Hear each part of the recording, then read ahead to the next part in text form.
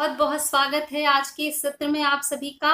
आज के इस सत्र में हम फिजिक्स का एक बहुत ही ज्यादा इम्पोर्टेंट टॉपिक डिस्कस करने वाले हैं और हमारा वो टॉपिक है फ्रिक्शन पर बेस्ड है। फ्रिक्शन के कई टॉपिक हम लोग पहले भी डिस्कस कर चुके हैं इसी चैनल पर, आपने देखा होगा उन्हें।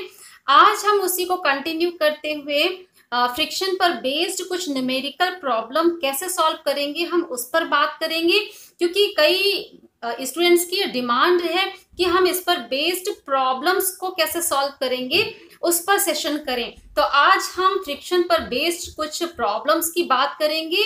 देखिए कितने आसान तरीके से हम कैसे जल्दी से ऐसी प्रॉब्लम्स को सॉल्व करना सीख जाते हैं।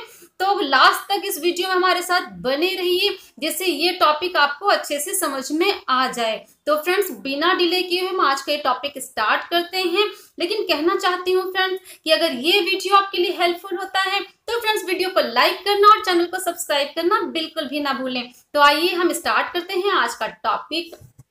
फ्रेंड्स आप देख रहे हैं आपकी स्क्रीन पर एक डायग्राम दिख रहा होगा और डायग्राम को देखते ही आप फ्रिक्शन के बारे में जो वीडियो आपने पढ़ा है इससे पहले इसी चैनल पर वो आपको चीजें रिमाइंड हो गई होंगी।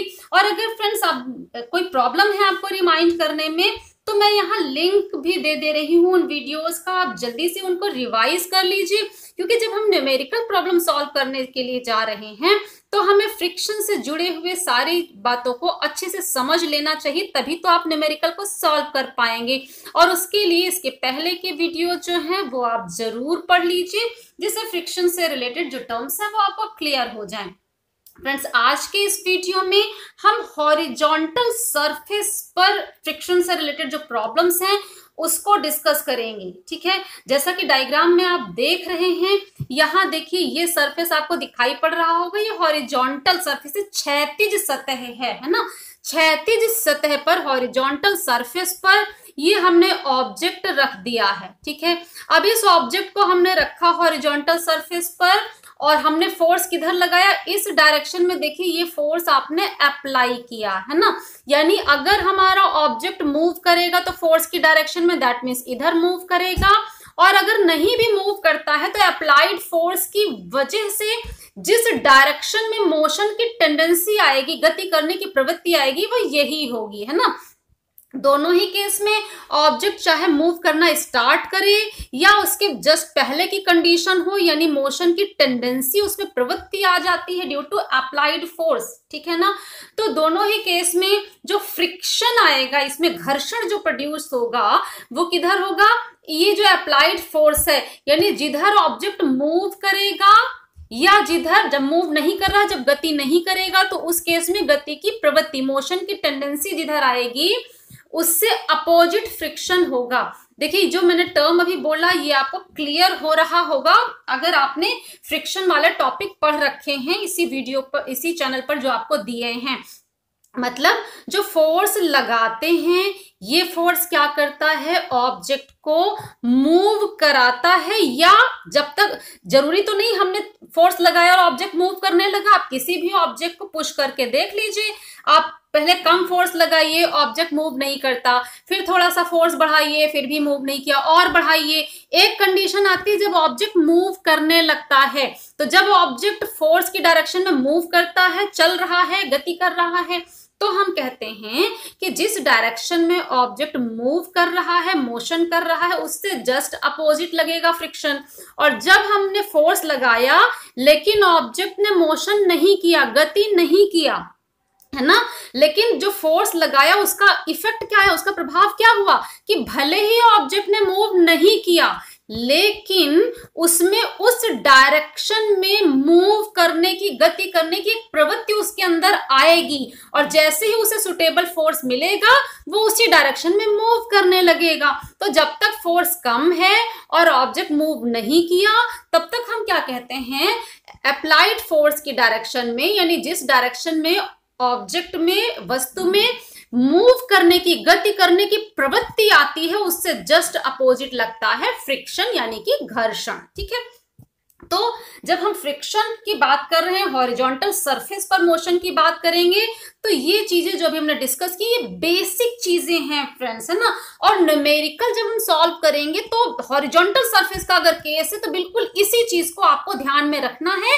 और बाकी न्यूमेरिकल आपको जैसे जैसे कह रहा हो, आपका क्वेश्चन जैसे जैसे आपसे कह रहा है, आप उस स्टेप को फॉलो करते जाएंगे और रिजल्ट आपके सामने आ जाएगा। ठीक है, यहां देखिए ये मैंने दिखा, अब ऑब्जेक्ट आप रखेंगे ना किसी भी सरफेस पर, तो ऑब्जेक्ट का वेट तो नीचे की तरफ ही जाएगा, वर्टिकली डाउनवर्ड, ऊर्ध्वाधर नीचे की तरफ, और इससे जस्ट अपोजिट एक नॉर्मल रिएक्शन आता है, प्रतिक्रिया बल आती है इस पर। ठीक है, अब ये नॉर्मल रिएक्शन और फ्रिक्शन, इसका जब हम रिजल्टेंट निकाले, ये दो फोर्स मिलके जो परिणामी देते हैं वो इस किसी डायरेक्शन में आएगी। ओके, अब इस रिजल्टेंट किसका किसका रिजल्टेंट है, फ्रिक्शन और नॉर्मल रिएक्शन से मिल करके जो रिजल्टेंट बना, वो रिजल्टेंट इस नॉर्मल रिएक्शन फोर्स के साथ जितने का एंगल बनाता है, इसी एंगल को हम क्या कहते हैं, एंगल ऑफ फ्रिक्शन, घर्षण कोण कहते हैं। और इस पर पूरा वीडियो आपको दे रखा है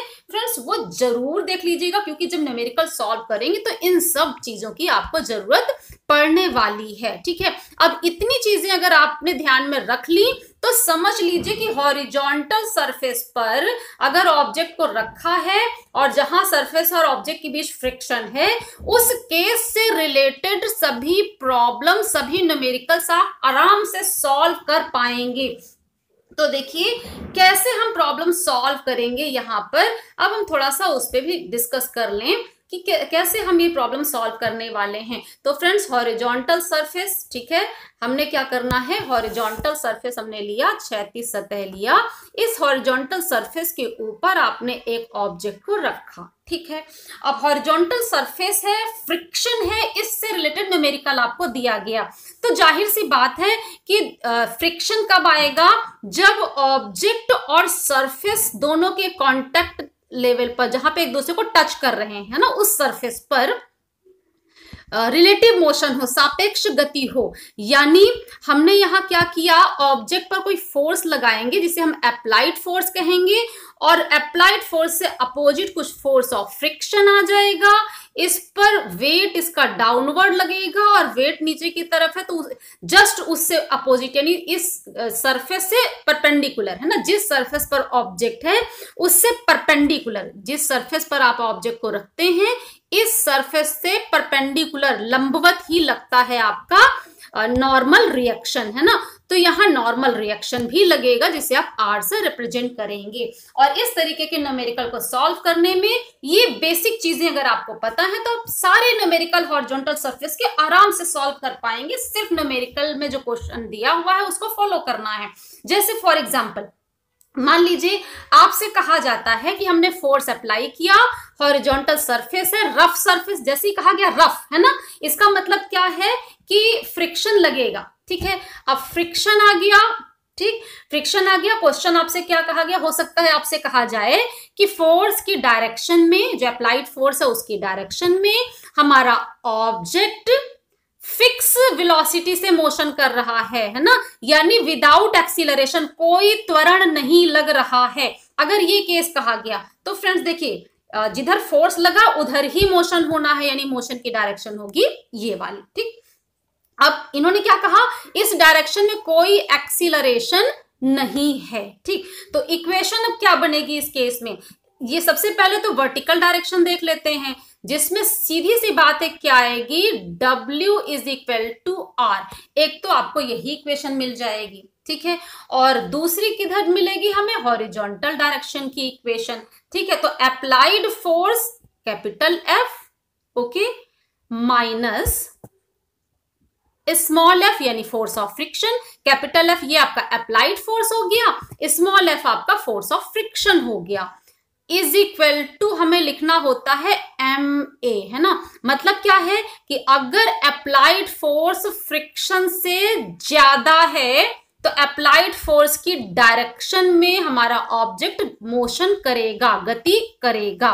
ठीक, अब मोशन तो हो गया, ठीक, capital F minus small f यानी applied force minus friction is equal to MA।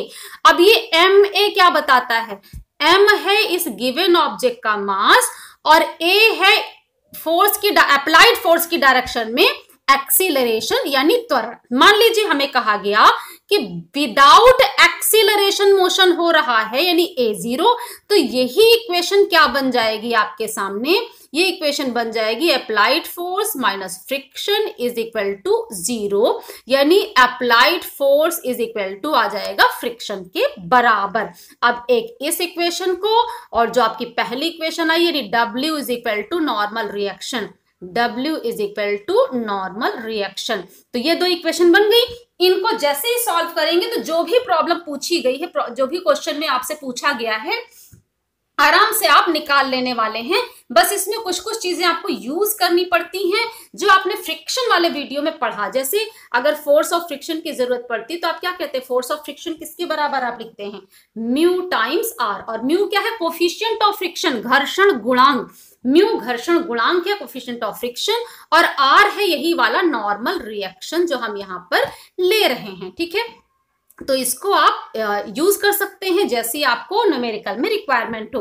W को हम लिख सकते हैं यहाँ पर mg के बराबर, यानी जहां जैसी जरूरत होगी हम इसको यूज करेंगे। ठीक है, तो ये तो हॉरिजॉन्टल सरफेस पर जो न्यूमेरिकल हम सॉल्व करेंगे फ्रिक्शन से रिलेटेड उसका बेसिक था।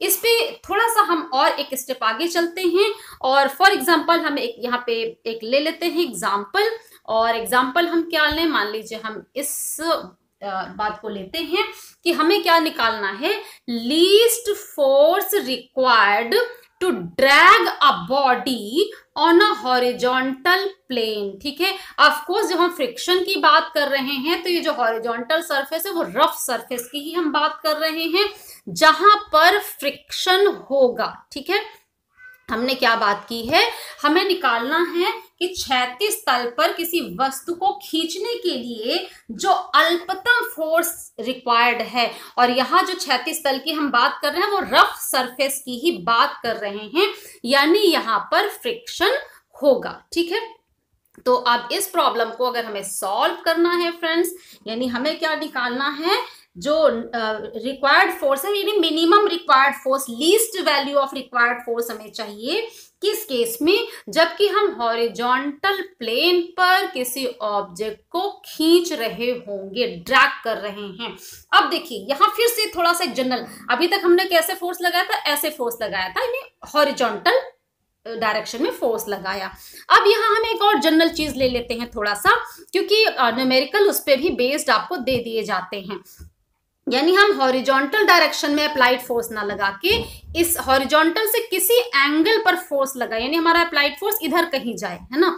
हम इस थोड़ा सा जनरल, अच्छा अब इसमें कोई प्रॉब्लम नहीं है, मान लीजिए हम इसे थीटा एंगल पे लेते हैं, है ना, इस पे हमने सॉल्व कर रखा है प्रॉब्लम, एग्जाम में इस डायरेक्शन में आ गया तो कोई बात नहीं, थीटा को 0 ले लेंगे, वहां पे प्रॉब्लम सॉल्व, है ना। तो यानी हम एक जनरल केस अगर सीख लेते हैं तो हम सारी प्रॉब्लम्स को आराम से सॉल्व कर पाएंगे। तो यहाँ हम एक जनरल डायरेक्शन लेते हैं, क्यों, क्योंकि हमें बताना है कि हम मिनिमम कितना फोर्स लगाएंगे, किस डायरेक्शन में लगाएं, कितना लगाएं कि ये जो ऑब्जेक्ट को हम जब खींचे, ड्रैग करें तो फोर्स की वैल्यू मिनिमम आए, है ना। जरूरी नहीं हम इधर से खींचे तो ही फोर्स मिनिमम हो, फोर्स तो किसी एंगल पे भी मिनिमम हो सकता है, इसलिए हमें एक जनरल डायरेक्शन यहाँ पे कंसीडर ही करनी होगी। ठीक, तो अब हमने यहाँ क्या किया, अब हमने इस पे कंडीशन ले लिया कि ऑब्जेक्ट हॉरिजॉन्टल सरफेस पे रख दिया, तो जाहिर सी बात है इसका जो वेट है वो वर्टिकली डाउनवर्ड लगेगा, mg is equal to w। Okay, इस पर नॉर्मल रिएक्शन जो लगेगा वो अपवर्ड वर्टिकल डायरेक्शन में r लगेगा। ठीक है, अब इस पर जो अप्लाइड फोर्स है उसे तो हमने क्या कहा कि हम किसी एंगल पे लेंगे, क्योंकि हमें मिनिमम वैल्यू ऑफ फोर्स बताना है, तो हमें कैसे पता कि हम हॉरिजॉन्टल में लेंगे तो मिनिमम होगा, तो हमें किसी डायरेक्शन थीटा को सेलेक्ट करना है, जिसको हम बाद में देखेंगे कितना होना चाहिए थीटा, कि ये फोर्स मिनिमम रहे आपका, ये वाला फोर्स जो है आपका ये मिनिमम आए कि हम ऑब्जेक्ट को ड्रैग कर पाए, जस्ट ड्रैग, है ना। जस्ट ड्रैग का मतलब विदाउट एक्सीलरेशन। ठीक, अभी हमने बात की थी कि एक्सीलरेशन है तो कैसे निकालना है, एक्सीलरेशन नहीं है तो कैसे निकालना है? तो अगर एक्सीलरेशन नहीं है, इसका मतलब जो इसके पहले हमने बात की थी यहां पर इस केस में देखिए, अगर एक्सीलरेशन है तो ये इक्वेशन बनती है, एक्सीलरेशन नहीं है तो इस ए को यहाँ पे 0 करेंगे, ए को 0 करेंगे तो ये वाली इक्वेशन इस पे लगने लग जाएगी। तो इस बात को हमें ध्यान रखना होगा, ठीक है। अब यहाँ पे देखिए कि फ्रिक्शन अपोजिट इस डायरेक्शन में मोशन की टेंडेंसी होगी। देखिए भले ही हमने फोर्स को किसी एंगल पर लगाया है, तो इस फोर्स को हम दो कंपोनेंट्स में ब्रेक करके देख सकते हैं, जैसे हमेशा आप करते हैं। यानी ये वाली फोर्स की जो कंपोनेंट आएगी वो क्या बनेगा, एफ कॉस थीटा, ठीक है। अब ये कैसे रिजॉल्व करना है इस पे हम बात नहीं कर रहे हैं, क्योंकि इसका अलग से वीडियो वेक्टर वाले चैप्टर में दिया हुआ है इसी चैनल पर। अगर आप रेजोल्यूशन ऑफ वेक्टर नहीं जानते हैं, कुछ एडिशनल आपको जानना, तो फ्रेंड्स कमेंट करिए, अदरवाइज इसी चैनल पर आप जाइए, वेक्टर्स को पढ़िए, वहां आपको ये सारी जानकारी मिल जाएंगी। फिर भी कोई हेल्प चाहिए हो तो आप कमेंट में लिखिएगा। तो ये एफ कॉस थीटा बना, और इसकी दूसरा जो कंपोनेंट बनेगा वो इस वर्टिकल डायरेक्शन में जाएगा, और उसकी वैल्यू आएगी एफ साइन थीटा, ठीक है। यानी इस फोर्स के दो कंपोनेंट हम कर लेंगे, F cos theta, F sine theta, ठीक है। अब एफ साइन थीटा तो वर्टिकली अपवर्ड चला गया, ऊपर की तरफ चला गया। तो जब एफ साइन थीटा ऊपर की तरफ जा रहा है और ऑब्जेक्ट तो हॉरिजॉन्टल पे रखा है, ये सतह से ऊपर नहीं उठ के मोशन कर रहा है, तो इसका मतलब क्या, सिर्फ इस फोर्स की वजह से ये हॉरिजॉन्टल डायरेक्शन में ड्रैग होगा, खींचेगा, ठीक है। इसका भी इफेक्ट आएगा, कहाँ आएगा अभी आगे आपको क्लियर हो जाएंगी चीजें।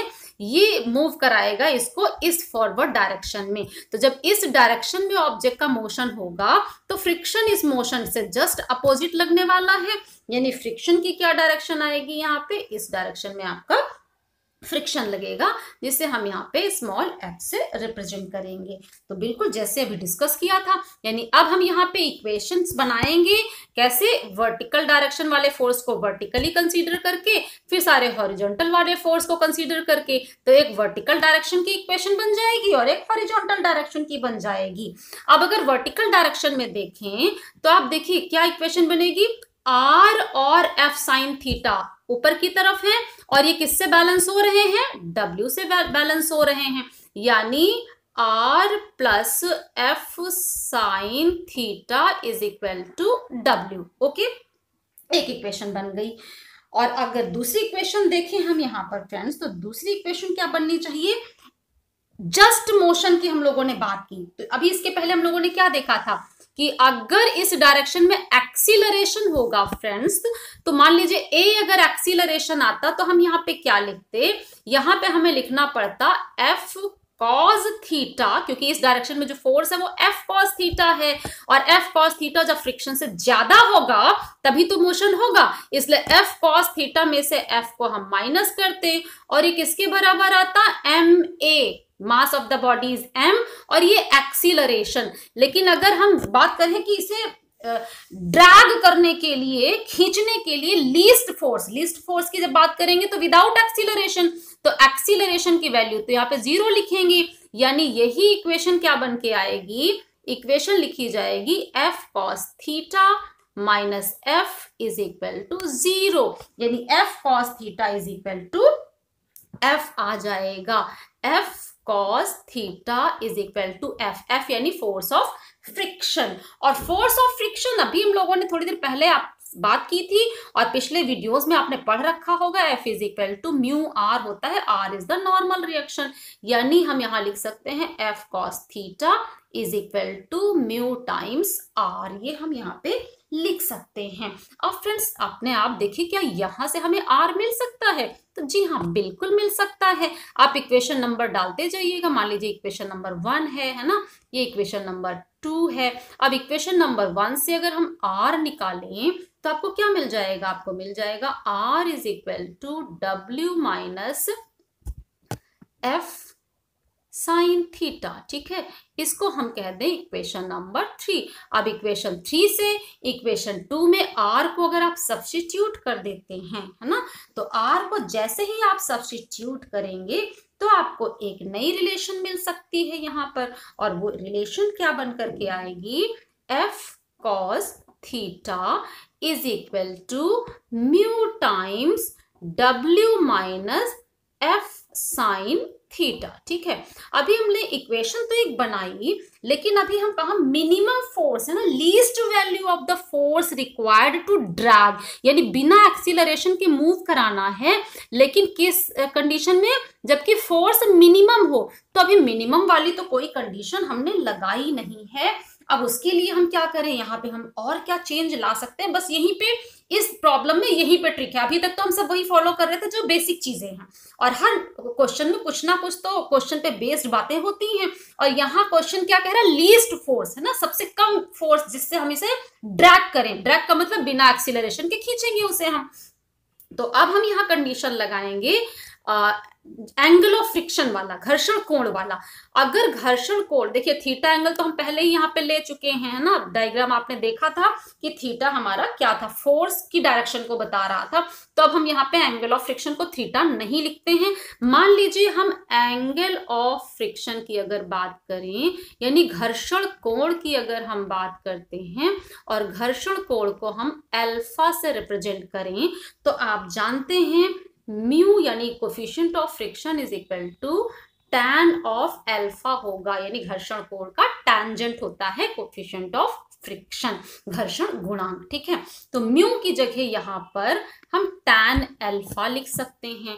तो F cos theta is equal to tan alpha, और फिर आ जाएगा W minus F sine theta. ठीक है, अब इसको थोड़ा सा और सॉल्व करें। हमें ऐसी कंडीशन लानी है जहां हम कुछ बात कर सके कि मिनिमम फोर्स कैसे आया। तो अभी भी हम वहां तक नहीं पहुंचे हैं। अब हम क्या करें, इस टैन अल्फा को sign alpha upon cos alpha लिख सकते हैं। तो हम साइन अल्फा अपॉन कॉज, यहां तक आपने कॉपी में नोट कर लिया होगा क्योंकि अब हम अगले पेज पर चलेंगे। ठीक है, तो यहाँ पे हमें क्या मिल जाएगा, अब हमें वैल्यू मिलेगी F cos theta, F cos theta is equal to tan alpha जो हमने लिया था उसको हम लिख लेंगे sine alpha upon cos alpha. ठीक है, ब्रैकेट वाला टर्म एज सच लिख दीजिए, जो था हमारा W minus F sine theta. Okay, ये टर्म हमारे पास आ जाएगा। अब इस कॉस अल्फा को इधर ले जाए, मल्टीप्लाई हो जाएगा, तो बन जाएगा F cos theta into cos alpha is equal to, bracket को ओपन कर लें, तो W sine alpha minus F sine theta into sine alpha. ठीक है, अब इस टर्म को साइड इसका चेंज करके इधर ले आए, तो ये क्या बन जाएगा, एफ को कॉमन निकाल पाएंगे जब इधर आ जाएगा, है ना। ब्रैकेट में बचेगा cos theta cos alpha plus sine theta sine alpha is equal to W sine alpha. अब फ्रेंड्स, ट्रिग्नोमेट्री की हमें हर जगह जरूरत पड़ती है, फॉर्मूले आपको याद ही रखने पड़ेंगे। अगर इस टर्म को देखें जो अंडरलाइन किया है, तो cos A cos B plus sine A sine B is equal to होता है कॉस ए माइनस बी। जी हाँ, तो यहाँ पे cos A cos B plus sine A sine B is equal to cos A minus B लगाएं अगर formula, तो ए की जगह देखिए थीटा है, बी की जगह अल्फा है, तो ये हमारा क्या बन जाएगा, ये बन जाएगा cos theta minus alpha is equal to W sine alpha. तो जो फोर्स हमने जस्ट ड्रैग करने के लिए लगाया था, है ना, यानी फोर्स F कितना आ जाएगा यहाँ पर, तो फोर्स F हमें क्या मिलेगा, W sine alpha upon cos theta minus alpha. ठीक है, ये आ जाएगा। अब यहां से देखिए हमें क्या कहना, फोर्स की लीस्ट वैल्यू, मिनिमम वैल्यू हमें चाहिए।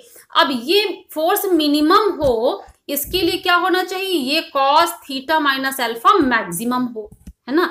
अब कॉस की मैक्सिमम वैल्यू क्या होती, +1, कॉस की मैक्सिमम वैल्यू +1, यानी cos theta minus alpha is equal to अगर 1 हो जाए, यानी ये मैक्सिमम हो गया।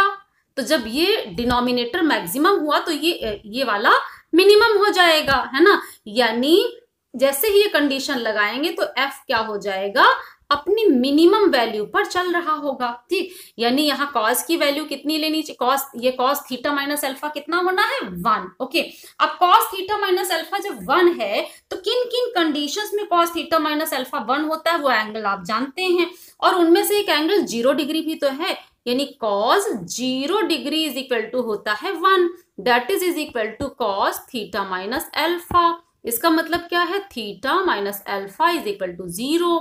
ये क्या शो कर रहा है, theta is equal to alpha, और अल्फा क्या है, अल्फा है आपका एंगल ऑफ फ्रिक्शन, घर्षण कोण। घर्षण कोण मैंने अभी स्टार्टिंग में आपको रिवाइज भी करवा दिया था। इसका मतलब क्या हुआ कि ये जो आपका अप्लाइड फोर्स की हम यहाँ पे बात कर रहे थे, ये फोर्स हॉरिजॉन्टल से कितने एंगल पे लगाएं कि ये मिनिमम हो, लीस्ट हो। तो अगर इस थीटा की value angle of friction alpha के बराबर हम लेते हैं तो आप यहाँ पे देख रहे हैं कि ये जो फोर्स लग रहा है वो अपनी मिनिमम वैल्यू पर आपको मिल जाता है।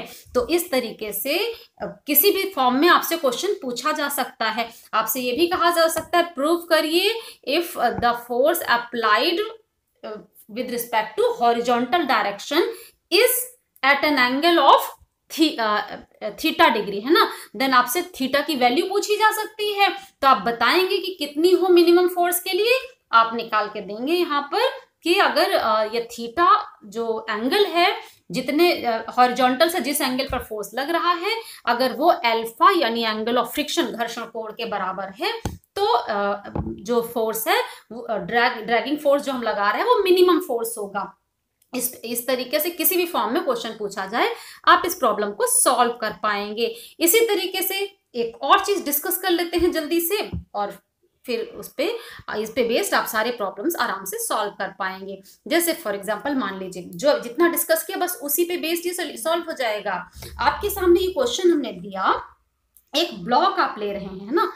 मान लीजिए हमने आपसे कहा कि 5 kg का कोई ब्लॉक है जो कि एक हॉरिजॉन्टल रफ सरफेस पर रेस्ट कर रहा है। ठीक, आप इमेजिन, क्वेश्चन के साथ साथ इमेजिन भी करते जाइए।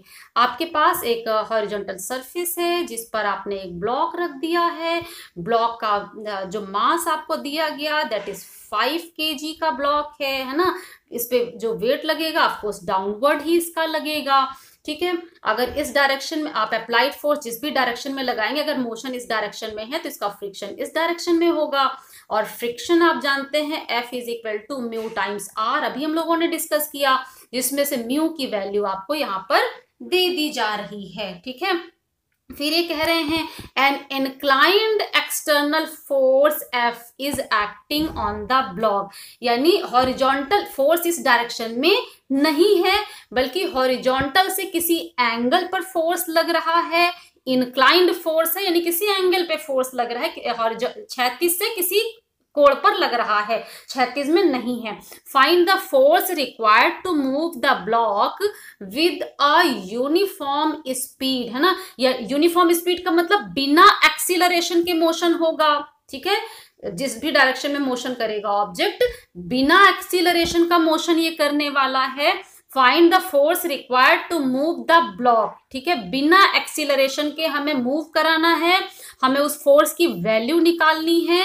और इंक्लाइंड फोर्स के बारे में क्या बताया, when external force F makes an angle of 30 degree, horizontal के साथ जो फोर्स लग रहा है वो कितने एंगल पे, 30 डिग्री पे। लेकिन दो केसेस हैं, केस ए कह रहा है कि हॉरिजॉन्टल से ऊपर की तरफ 30 डिग्री पर इधर लग रहा है, ये 30 डिग्री है।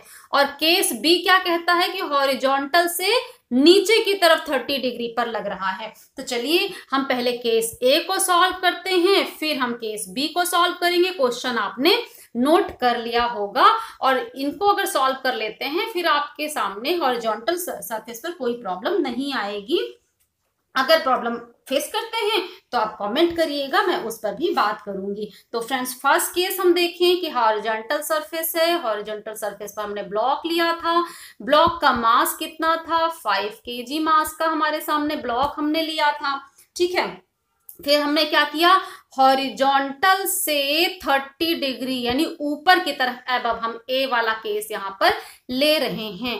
तो ये 30 डिग्री पर हमने इधर फोर्स F लगा दिया, ठीक है। जब फोर्स F हमने लगा दिया हॉरिजॉन्टल से 30 डिग्री पर, तो ऑफ कोर्स मोशन तो फोर्स को देखते ही आपको समझ में आ रहा है इसी डायरेक्शन में मोशन होने वाला है। तो मोशन से जस्ट अपोजिट डायरेक्शन में यहाँ पर ये फोर्स ऑफ फ्रिक्शन लग जाएगा, ठीक है। और कोफिशिएंट ऑफ फ्रिक्शन की वैल्यू आपको दे रखी है 0.4, ओके। म्यू की value coefficient of friction is 0.4 है यहाँ पर, ठीक है। अब इसका वेट डाउनवर्ड लगेगा, mg वेट या w वेट जो भी आप लिखें, नॉर्मल रिएक्शन ऊपर की ओर लगेगा r, ठीक है। अब जिस भी डायरेक्शन में फोर्स हमने अप्लाइड फोर्स F लगाया, इसको क्या करेंगे, दो कंपोनेंट में ब्रेक करिए। ये वाला बनेगा F cos थीटा, तो दूसरा क्या बनेगा जी, बिल्कुल आप सही कह रहे हैं, दूसरा बन जाएगा F sin थीटा। जल्दी से क्या करेंगे जी, बिल्कुल सही बता रहे हैं आप, इसमें इक्वेशंस बनेंगी क्योंकि अब दो ही डायरेक्शन के फोर्स बचे। इसको हमने दो कंपोनेंट में ब्रेक कर दिया, एक वर्टिकल डायरेक्शन एक हॉरिजॉन्टल डायरेक्शन। तो वर्टिकल वाली पहले इक्वेशन बनाएं, फिर हम हॉरिजॉन्टल वाली इक्वेशन बनाएं। तो अगर वर्टिकल वाली इक्वेशन बनाते हैं फ्रेंड्स, तो आपको क्या मिलेगा, r plus F sine theta is equal to mg। ये वर्टिकल वाला बन जाएगा। m आपको गिवन है, ठीक है, और g आप जानते हैं, g की वैल्यू आपको पता है, वो तो फिक्स होती है, आप उसके अकॉर्डिंग यूज करेंगे उसे। और हॉरिजॉन्टल वाला अगर केस देखें फ्रेंड्स, तो हॉरिजॉन्टल डायरेक्शन की हमारे सामने इक्वेशन क्या बन के आने वाली है, इस डायरेक्शन में बिना एक्सीलरेशन का मोशन है। और अभी हम लोगों ने क्या डिस्कस किया था, हम लोगों ने डिस्कस किया था इस डायग्राम के अकॉर्डिंग आना चाहिए F cos theta minus force of friction is equal to ma। चूंकि a 0 है इसलिए आ जाएगा 0। और फ्रिक्शन की वैल्यू क्या होनी चाहिए, फ्रिक्शन की वैल्यू होनी चाहिए F की वैल्यू म्यू टाइम्स r होना चाहिए। तो अगर ये वैल्यू हम सब्स्टिट्यूट कर लें फ्रेंड्स, तो हमें क्या मिल जाएगा यहाँ से, वो हम देख लेते हैं कि कैसे इसका कैलकुलेशन हम करने वाले हैं। तो यहां से तो r निकालेंगे जैसे अभी पहले वाले प्रॉब्लम में हमने निकाला था। अगर हम इस फर्स्ट इक्वेशन से r निकालें, ये f की वैल्यू पहले यहां सब्स्टिट्यूट कर दें, तो f cos थीटा माइनस, अच्छा म्यू की वैल्यू 0.4 थी, 0.4 times r is equal to 0। ये तो आने वाला है हमारे पास 0.4 times r is equal to 0। अब r यहां से निकाल के फर्स्ट इक्वेशन से r निकालिए और सेकंड में सब्स्टिट्यूट कर दीजिए, प्रॉब्लम सॉल्व। जो क्वेश्चन कह रहा है बस उसको फॉलो करिए और रिजल्ट निकल के आ जाएगा। रिजल्ट में आपसे क्या पूछा जा रहा है, आपको फोर्स फाइंड करना, find the force required to move the block, है ना, विद यूनिफॉर्म वेलोसिटी। तो यूनिफॉर्म वेलोसिटी का मतलब बिना एक्सीलरेशन, जो केस हमने पहले ही लगा दिया। तो अब जैसे ही इसको हम सॉल्व करेंगे तो हमें वो फोर्स मिलेगा जो फोर्स रिक्वायर्ड है इसको यूनिफॉर्म वेलोसिटी से ड्रैग करने के लिए, मूव कराने के लिए, ठीक है।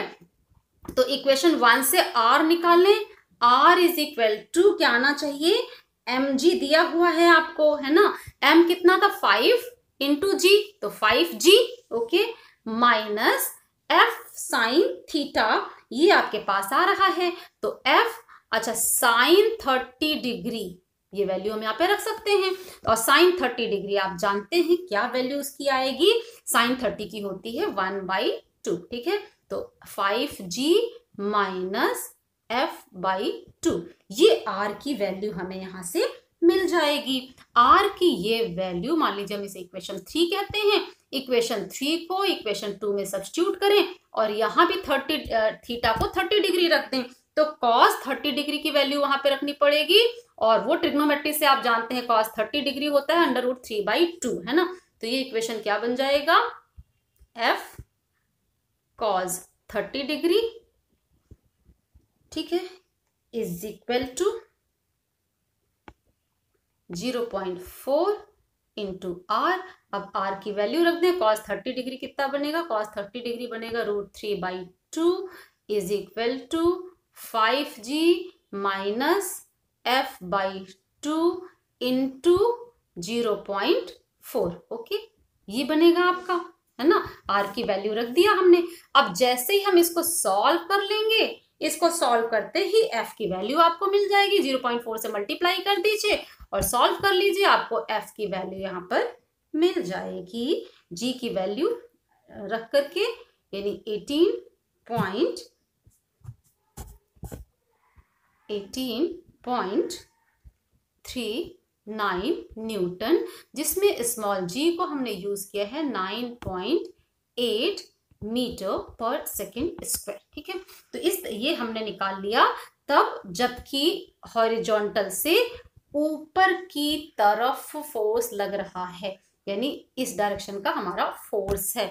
अब अगर इसी में हम कह देते हैं कि हॉरिजॉन्टल से नीचे की तरफ फोर्स लग रहा है, तब क्या होगा? कोई बात नहीं, फोर्स की डायरेक्शन जस्ट बदलनी है। देखिए अब इसी के साथ ही आप इसकी सारी प्रॉब्लम सीख लेने वाले हैं ना।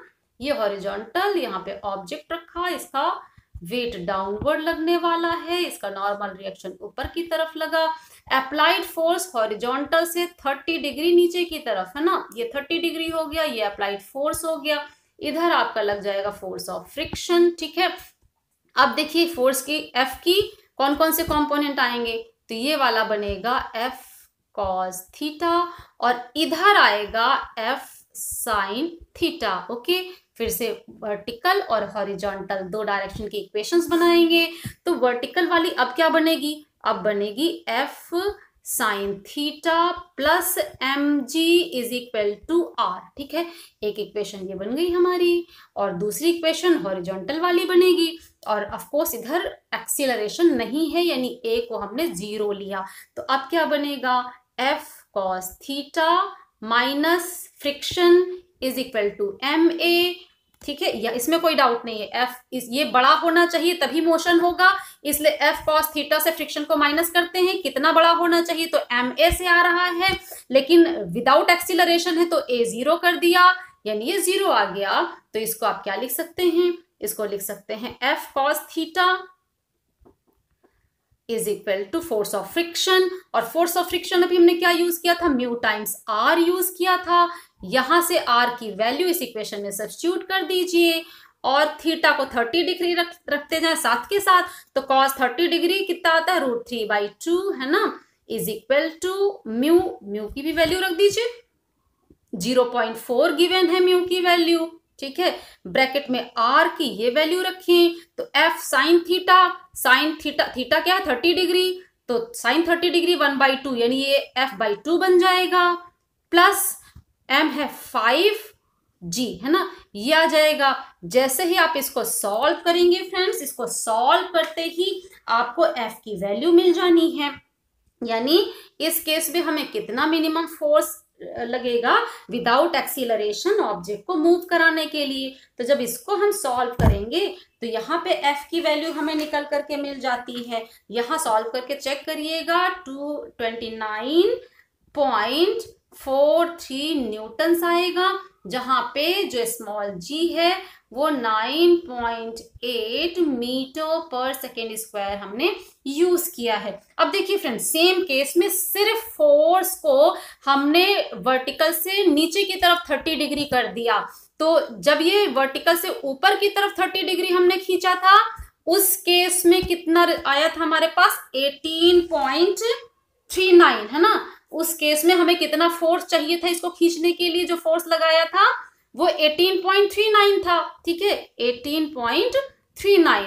और जब हमने नीचे की तरफ फोर्स को किया तो देखिए ज्यादा फोर्स हमें चाहिए खींचने के लिए। अब इसको अगर आपसे कहा जाए, इसको एक्सप्लेन करिए क्यों इस केस में क्यों ज्यादा फोर्स हमें लग रहा है, तो फ्रेंड्स बहुत आसान है इसको एक्सप्लेन करना। जब हम फोर्स को नीचे की तरफ, हॉरिजॉन्टल से नीचे की तरफ लगा रहे हैं, अब इसका जब हमने कंपोनेंट किया F cos थीटा और F sin थीटा है ना, ये कंपोनेंट हमने किया, तो ये तो फॉरवर्ड डायरेक्शन में खींचने के लिए यूज हुआ F cos थीटा। ठीक, और इतना ही जब हमने इसको ऊपर की तरफ किया था तब F cos थीटा इधर और F sin थीटा इधर था, यानी दोनों ही केस में फॉरवर्ड डायरेक्शन में खींचने के लिए तो फोर्स वही लग रहा है F cos थीटा। लेकिन जब हमने ये फोर्स नीचे की तरफ लगाया तो ये F sin थीटा नीचे की तरफ जा रहा है कंपोनेंट। ठीक, जैसे नीचे की तरफ गया तो हमने इक्वेशन यहाँ पे जो बनाई वो इक्वेशन क्या बन के आ रही है? इक्वेशन आपकी बन के आ रही है R is equal to F sin theta plus mg, यानी जो नॉर्मल रिएक्शन है वो mg में f sin थीटा जोड़ने से बन रहा है। ठीक, नॉर्मल रिएक्शन mg में mg में f sin थीटा जोड़ा तो नॉर्मल रिएक्शन के बराबर आ रहा है। लेकिन जो इसके पहले वाला केस था आपका, ये वाला केस अगर था, इसमें आप देखिए कि नॉर्मल रिएक्शन अगर हम निकालते हैं तो W यानी mg था, यानी यहाँ पे हमें क्या मिल रहा है, यहाँ हमें मिलता है R is equal to mg minus f sin theta, है ना।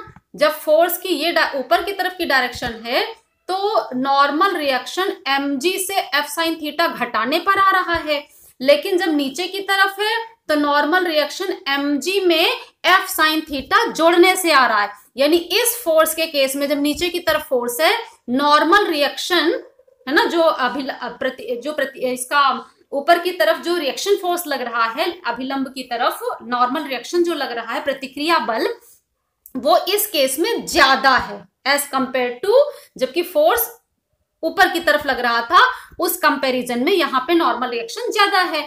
अब नॉर्मल रिएक्शन पर डिपेंड करता है फोर्स ऑफ फ्रिक्शन, है ना। फोर्स ऑफ फ्रिक्शन हम लोगों ने क्या लिया, F is equal to mu times R। इसका मतलब क्या है, जब फोर्स अप्लाइड फोर्स नीचे की तरफ है तो नॉर्मल रिएक्शन ज्यादा होगा, इसका मतलब फ्रिक्शन ज्यादा एक्सपीरियंस होगा, ज्यादा अनुभव होगा, और घर्षण ज्यादा अनुभव होगा तो हमें ऑब्जेक्ट को मूव कराने के लिए, गति देने के लिए ज्यादा फोर्स लगाना पड़ेगा। ठीक है, और इस दूसरे पहले वाले केस में क्या था, पहले वाले केस में नॉर्मल रिएक्शन कम था क्योंकि mg से ये वैल्यू माइनस करने से नॉर्मल रिएक्शन आ रही थी, है ना। तो जहां पे नॉर्मल रिएक्शन कम था वहां पे फ्रिक्शन कम होगा, उसमें फ्रिक्शन कम था यानी कम फोर्स अप्लाई करने से ही ऑब्जेक्ट मूव करने लग रहा था। और यही चीज यहां निकल के आया कि जब ये वाला केस है आपका, नीचे की तरफ अप्लाइड फोर्स है तो नॉर्मल रिएक्शन बढ़ने से अप्लाइड फोर्स ज्यादा चाहिए होगा मूव कराने के लिए, जबकि पहले वाले केस में नॉर्मल रिएक्शन घट जा रहा था, रिएक्शन घटने से फ्रिक्शन घट जाता है, फ्रिक्शन घटने की वजह से ही आपको अप्लाइड फोर्स कम जरूरत पड़ती है। और इसी पे बेस्ड आप लॉन रोलर का आपको क्वेश्चन कई बार पूछा जाता है, आपसे पूछा जाता है कि आप बताइए कि लॉन रोलर को खींच कर चलाना आसान है या इसको पुश करके यानी धक्का दे करके चलाना आसान है। और इस पे भी एक पूरा अलग से वीडियो इसी चैनल पर आपको दिया गया है, आप चाहें तो वहां भी जाके देख सकते हैं, इसी टाइप का रिजल्ट आपको वहां पर मिल जाता है। तो फ्रेंड्स, आज हम लोगों ने आज के वीडियो में इतना देखा। इसके साथ ही हम लोगों ने यहाँ पे हॉरिजॉन्टल सरफेस पर जब न्यूमेरिकल की बात आती है तो हॉरिजॉन्टल सरफेस पर फ्रिक्शन के केस वाले न्यूमेरिकल्स को हम लोगों ने सॉल्व करना आज सीखा है। आज के इस वीडियो में इतना ही, और आगे की जानकारी के लिए आगे की वीडियोस में हमारे साथ बने रहिए फ्रेंड्स, क्योंकि अभी हमने हॉरिजॉन्टल सरफेस की बात की है, आगे हम इंक्लाइंड सरफेस, किसी एंगल से झुके हुए जो सरफेस हैं उससे रिलेटेड प्रॉब्लम्स को भी सॉल्व करना सीखने वाले हैं। आज के वीडियो में हमारे साथ बने रहने के लिए आप सबका बहुत बहुत धन्यवाद। Thank you.